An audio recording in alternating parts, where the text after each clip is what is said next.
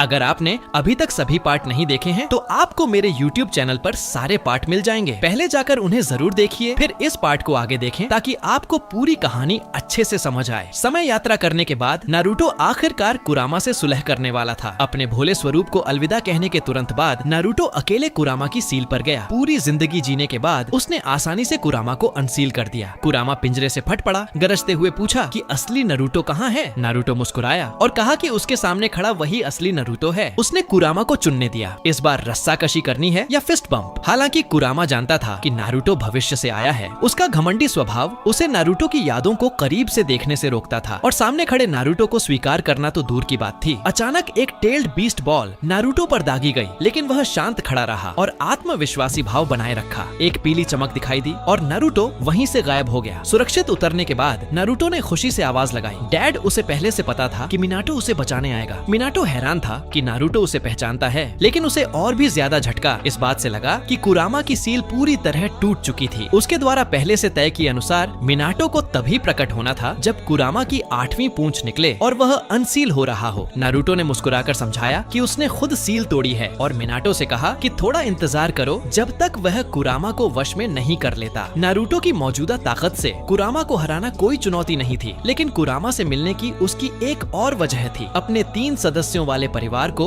समय के पार मिलाना। चक्र की रस्साकशी के दौरान नारुतो ने जानबूझकर कुरामा से हार मान ली, जैसा सोचा था। जैसे ही वह पूरी तरह नफरत से भरने वाला था, पानी से अचानक सुनहरी जंजीरें निकली जिन्होंने कुरामा को कसकर बांध दिया। एक उम्र के बाद नारुतो ने आखिरकार कुशीना को देखा। उसकी कभी दृढ़ नजर अब ममता से नरम हो गई और उसके सारे शब्द एक ही पुकार में बदल गए। मॉम। कुशीना चौंक गई। उसने उम्मीद नहीं की थी कि नारुतो उसे जानता होगा। उसने उसे धीरे से गले लगा लिया। नारुतो की दबाई हुई भावनाएं आखिरकार बाहर निकल आईं। अपने पुनर्जन्म के बाद से उसने हर पल भारी दबाव सहा था। न सिर्फ अपने आसपास के लोगों की गलतफहमियां और आरोप झेले, बल्कि इस डर में भी जीता रहा कि दूसरी जिंदगी मिलने के बावजूद वह नतीजा बदल नहीं पाएगा। सिर्फ अपनी माँ की गोद में ही वह पल भर की शांति महसूस कर सका। अपने बेटे को इस तरह देखकर कुशीना का दिल भर आया। उसने नारुतो से कहा, जरा रुको। फिर उसने अपनी एडमेंट सीलिंग चेन से बाहर कुरामा को फिर बांध दिया। मिनाटो, जो हमेशा संवेदनशील था, तुरंत कुशीना का चक्र पहचान गया। उसने नारुतो पर हाथ रखा और उसके चक्र का अनुसरण करते हुए नारुतो की इनर वर्ल्ड में प्रवेश किया। जब कुशीना ने मिनाटो को आते देखा, उत्साहित नारुतो दौड़कर उसे गले लगा लिया, खुशी से उछलते हुए। इस तरह नारुतो की वजह से परिवार के तीनों सदस्य समय के पार मिल पाए। दिल की बातें कहने के बाद मिनाटो ने नारुतो की रिनिगन देखी और अपने शक जाहिर किए। शुरू से ही उसे लगा था कि नारुतो जानता है कि वह और कुशीना प्रकट होंगे। नारुतो की नजरें गंभीर हो गईं। कुछ पल की चुप्पी के बाद उसने बताया कि वह भविष्य से आया है। चौथा महान निंजा युद्ध, ओबिटो की असली पहचान, एक मास्केड मैन के रूप में ओत्सुत्सुकी क्लैन का आक्रमण। इन सब खुलासों ने कुशीना और मिनाटो को गहराई से हिला दिया। उन्होंने कभी कल्पना नहीं की थी कि उनका बेटा ऐसा भविष्य झेलेगा या यह कि उनका सबसे प्यारा छात्र ही उनकी मौत का जिम्मेदार होगा। उन्हें बस यही सुकून मिला कि नारुतो वाकई होकागे बना और उसका एक खुशहाल परिवार था।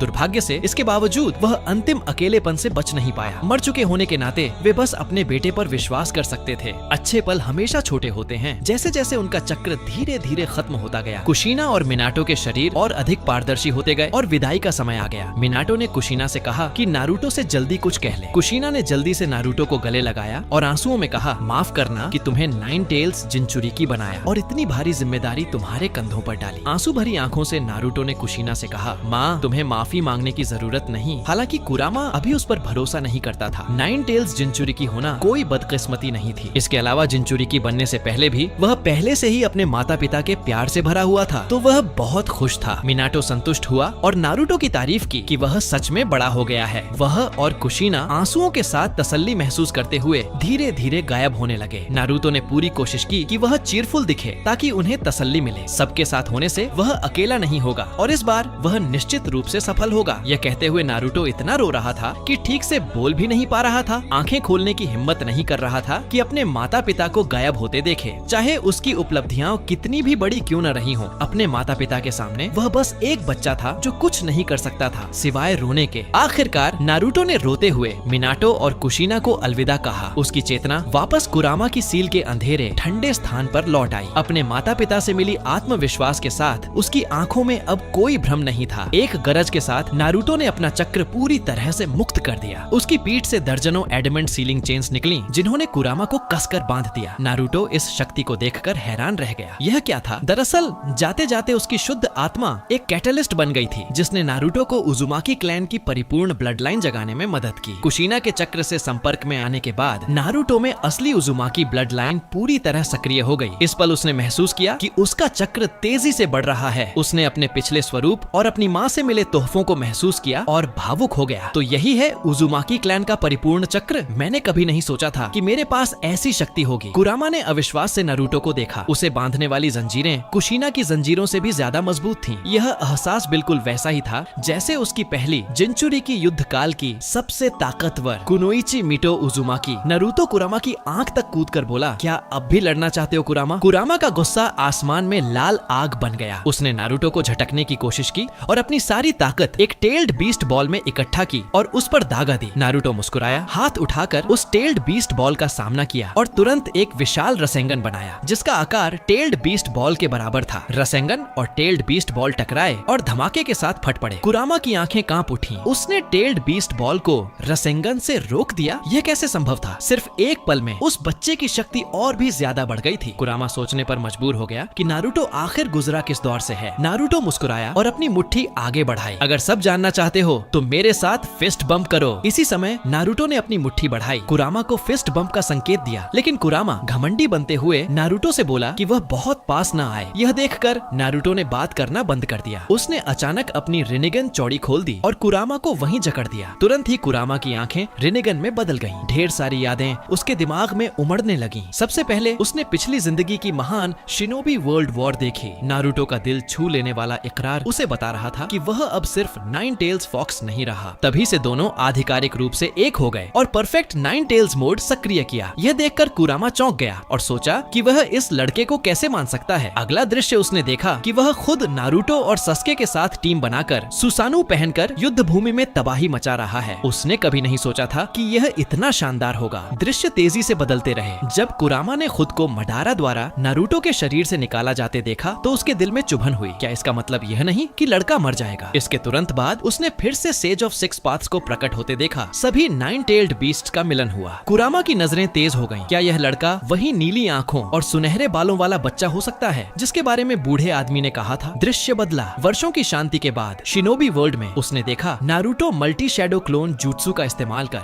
हिनाटा के साथ अभ्यास कर रहा है। हिनाटा ने हार मानने से इनकार कर दिया और रोटेशन से नारुतो के क्लोन नष्ट कर दिए। कुरामा समझ नहीं पा रहा था कि दोनों इतने अच्छे से रहते हुए भी इतना क्यों लड़ते हैं। अगला दृश्य दिखा कि नारुतो आखिरकार वह होकागे बन गया जिसका सपना उसने बचपन में देखा था। यह देखकर कुरामा के होंठों पर मुस्कान आ गई। आखिरी दृश्य में नारुतो और कुरामा को यत्सुत्सुकी के खिलाफ लड़ते हुए देखा गया। पहले मामा शिकी, फिर अत्यंत शक्तिशाली इशिकी यत्सुत्सुकी। नारुतो की रक्षा करने के लिए कुरामा ने खुद को जला डाला और बरियन मोड सक्रिय किया। अंत में उसने आंसू बहाते हुए नारुतो से विदाई ली। उसकी आत्मा बिखर गई। यहाँ दृश्य अचानक रुक गए। कुरामा की आंखों में मौजूद रिनेगन अचानक गायब हो गया। उसकी पुतलियां कांप रही थीं जब वह सारी जानकारी समझ रहा था। थोड़ी देर बाद उसने नारुतो की ओर अविश्वास से देखा और पूछा, क्या मैं सचमुच तुम्हारा दोस्त बन गया था? तुम्हारे साथ मिलकर काम किया था? नारुतो ने गंभीरता से सिर हिलाया। कुरामा ने आगे कहा, और आखिर में मैं तुम्हारे लिए मर भी गया। नारुतो ने फिर उतनी ही गंभीरता से सिर हिलाया। कुरामा दहाड़ उठा। असंभव, बिल्कुल असंभव। उसने नारुतो को अपने से दूर रहने को कहा और जोर देकर कहा कि यह जरूर कोई जंजुत्सु है जो नारुतो ने बनाया है। नारुतो ने बहस नहीं की। थोड़ी देर की चुप्पी के बाद नारुतो ने अचानक कुरामा से कहा, माफ करना। कुरामा के बड़े कान इन शब्दों पर हिल उठे। नारुतो ने आगे कहा, मैंने अतीत में तुम्हारी ठीक से रक्षा नहीं की, लेकिन इस बार मैं कसम खाता हूँ कि अब कोई भी तुम्हें मुझसे कभी नहीं छीन पाएगा। नारुतो कुरामा को पहले रेजिंग हैंड देने के लिए माफी नहीं मांग रहा था, बल्कि अतीत में उसकी रक्षा न कर पाने के लिए माफी मांग रहा था। नारुतो में यह दुर्लभ बदलाव देखकर कुरामा के संदेह और गहरे हो गए। उसने अपना हाथ बढ़ाया और कहा, ठीक है, मुझे तुम्हारे असली इरादे जांचने दो। अगर तुम झूठ बोलोगे तो मैं तुरंत तुम्हें भेद दूंगा। नारुतो आत्मविश्वास के साथ अपना हाथ आगे बढ़ा देता है। एक और जन्म के बाद इंसान और लोमड़ी ने आखिरकार फिर से मुट्ठी भिड़ाई। वे सारी यादें और कहानियां जो उन्होंने साझा की थीं, हर विचार और चित्र आध्यात्मिक रूप से एक दूसरे तक पहुंच गए। एक दूसरे की भावनाओं की पुष्टि करने के बाद नारुतो और कुरामा ने एक दूसरे को देखा और मुस्कुराए। कुरामा ने नाक से आवाज निकाली और कहा, जब तुम लौटे थे उसी दिन मेरे पास आकर ईमानदार क्यों नहीं हुए? तुम सच में बहुत झंझट वाले मूर्ख हो। नारुतो भीतर ही भीतर कड़वाहट से मुस्कुराया। असल में उसे डर था कि वे फिर कभी इतने ईमानदार नहीं हो पाएंगे। एक बार सब कुछ खो देने के बाद वह हर काम में पहले से ज्यादा सावधान हो गया था। थोड़ी देर की नजर मिलाने के बाद सील स्पेस में हंसी गूंज उठी। नारुतो के शरीर से सुनहरी रोशनी चमक उठी। दिल एक होने के साथ इंसान और लोमड़ी ने फिर से सफर शुरू किया। उसी समय अकात्सुकी बेस में ब्लैक जेत्सु बेचैन हो गया क्योंकि आई ऑफ द मून योजना में कोई प्रगति नहीं हुई। अब कगुया को पुनर्जीवित करने के लिए सस्के और इबिटो का इस्तेमाल करते हुए उसे बैकअप तैयारियां करनी पड़ी। यह सोचकर ब्लैक जेत्सु गुस्से से जमीन में धंस गया। इस बीच एमाजिकुरे में कोनान नारुतो के निर्देशों का पालन करते हुए 36 अत्यंत प्रतिभाशाली जेनिन का चयन कर रहा था। इस सूचना प्रधान दुनिया में नारुतो ने उत्कृष्ट निंजा का एक समूह तैयार करने का फैसला किया ताकि एक खुफिया डिवीजन बनाई जा सके। हर कोई नारुतो को देखकर प्रशंसा और लालसा से भर गया। क्या यह हमारे गांव का नेता है? सबने मन ही मन पेन जैसा बनने की कसम खाई। नारुतो को अपना बचपन का स्वरूप दिखाई दिया। अपनी चोगा झटकते हुए वह मुड़ा और बोला, पेन बनने से तुम्हें सबकी पहचान नहीं मिलती, बल्कि सबकी पहचान पाने से तुम पेन बनते हो। नारुतो के शब्द सुनकर हर कोई भावुक हो गया और अमाजेकुरे के लिए अपना सब कुछ देने का संकल्प किया। कोनन यह देखकर बिना रुके प्रशंसा करने लगा, मेरा जूनियर भाई सचमुच लोगों का दिल जीतने में बेमिसाल है। नारुतो हल्के से मुस्कुराया। 5 कागे के भविष्य के नेता के रूप में वह बहुत पहले से ही दिल जीतने और अगली पीढ़ी को प्रशिक्षित करने की कला में निपुण हो गया था। इसी बीच कुमोगाकुरे में रैकेज बेचैनी से किलर बी की वापसी का इंतजार कर रहा था। अपने भाई के अजीब बदलावों की चिंता करते हुए उसने आमाजेकुरे को आधिकारिक पत्र भेजा, या तो नारुतो किलर बी को वापस भेजे वरना कुमोगाकुरे के क्रोध का सामना करने को तैयार रहे। यह सुनकर नारुतो ने खुद रैकेज से मिलने का फैसला किया। दोस्तों, अगर आपको ये वीडियो पसंद आया हो तो नीचे हाइप बटन दबाना मत भूलो। अगर वीडियो को लाइक और शेयर करना बिल्कुल मत भूलिएगा। और हाँ, पार्ट 16 मिस न हो इसके लिए चैनल को सब्सक्राइब जरूर कीजिए। आपका प्यार और सपोर्ट ही हमें और भी रोमांचक कहानियां लाने की ताकत देता है। यहीं पर इस वीडियो को खत्म करते हैं। मिलते हैं अगले पार्ट में।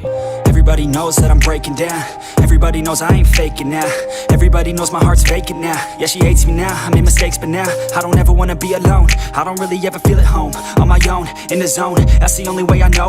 Feeling low, about to blow back up. I won't ever let the doubt creep in. Gotta pop a couple more aspirin. I don't think I'll ever let you in. Easier to break it off best friends. I don't really understand myself. I don't really understand, need help. I don't wanna be left on the shelf. Couldn't even hear me if I yelled. It's so cold